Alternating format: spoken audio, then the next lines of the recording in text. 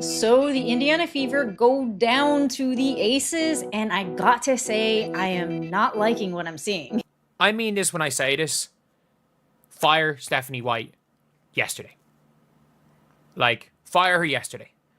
And the reason why is not that Stephanie White is a bad basketball coach. It's not that Stephanie White is a bad motivational speaker. It's not that Stephanie White has done a bad job defending her players. It's not any of that. It's that Stephanie White and Caitlin Clark fundamentally have different... Something's going wrong in Indiana, and fast. Caitlin Clark just had another rough night against the Aces, going ice cold from beyond the arc, while head coach Stephanie White fumbles for explanations. The Fever's championship hopes are slipping away quicker than ice cream on a summer day, and it's clear someone has to take responsibility for this unraveling. Things are heating up. Yeah, I think the little things, we've kind of just shot ourselves in the leg consistently doing that.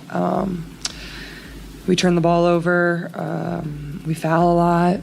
You know, those are just easy points for them. I don't know how many points they had at the free throw line tonight, but I think they had 18 off of our turnovers, and that mostly falls on me. That falls on me as our point guard. I think I have to really get us into stuff, especially in the fourth quarter. We didn't do a good job of taking care of the ball. I didn't. So I think just starts with me and just getting better in that. What do you think is really behind Caitlin Clark's shooting struggles? Is it the system, the pressure, or something deeper going on?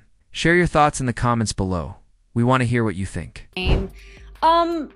I have to say, I saw the same type of energy from Caitlin Clark that I have been seeing from her, or actually maybe just from the last game, but I saw her definitely having in the last game, and that was kind of a little deflated, kind of under baseline energy levels. She wasn't like really talking to anybody on the court. She wasn't showing much emotion, and this is, that is where Caitlin Clark shows all of her emotion. Well, here we are again. Another day, another letdown from a team that was supposed to be Indiana's championship contender. The Fever just got humbled by the Las Vegas Aces, falling 89-81 in a game that turned into a blueprint for how to blow a lead and crush your fan base's hope in one night. Let's get into the numbers, because unlike the excuses we're about to hear, the stats don't lie. Caitlin Clark shot a shocking 1-4-10 from beyond the arc. That's not a slump, that's a full-blown shooting disaster. When you include her previous performance against Golden State, she's now 1-4-17 from deep in her last two games. If that doesn't raise red flags, what will? Clark herself admitted the frustration. There were a few that felt really good off my hand. They just didn't go down. Even her mid-range and opening shots in the fourth looked solid, but refused to fall. Understandable. Off nights happen.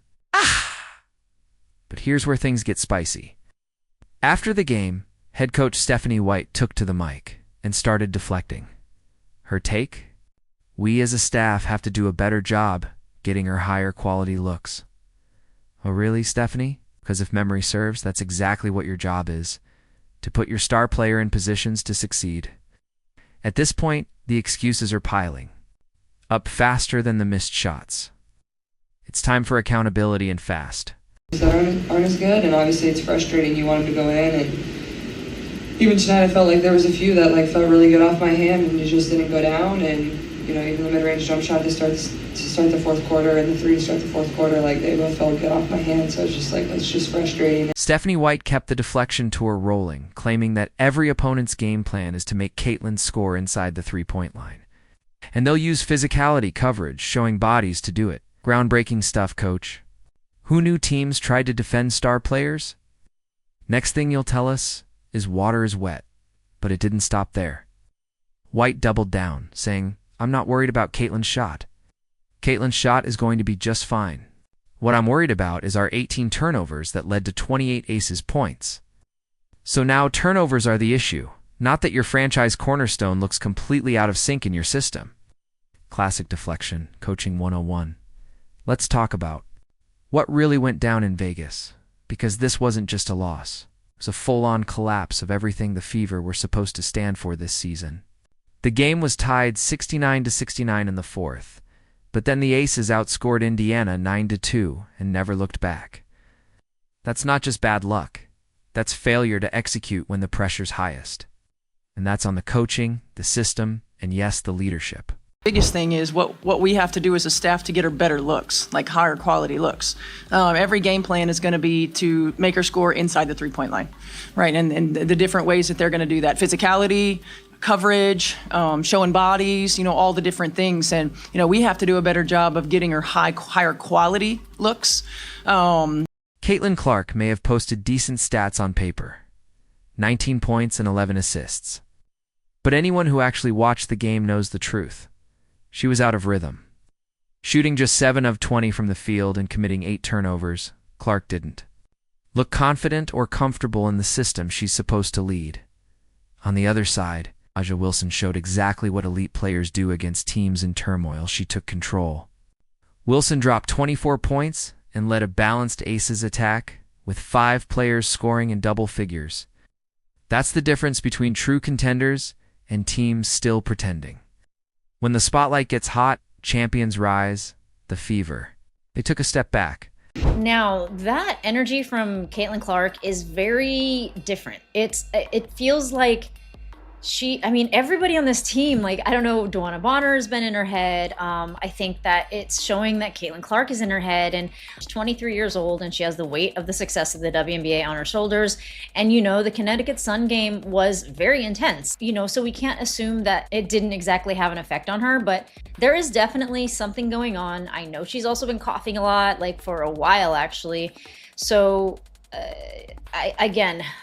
all I would be saying are assumptions here, but the energy level that Caitlin Clark is exuding is a little worrisome. It could just be she lost 2 games in a row and she seems pretty... And the timing couldn't be worse. The WNBA season is short.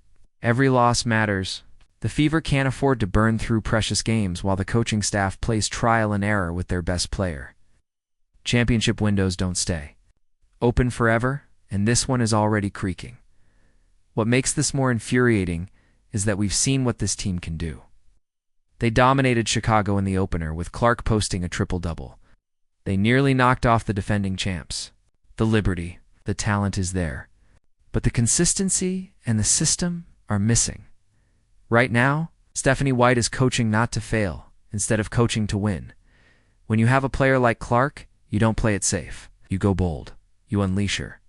Instead, we're getting the basketball equivalent of elevator music, bland, repetitive, and uninspired.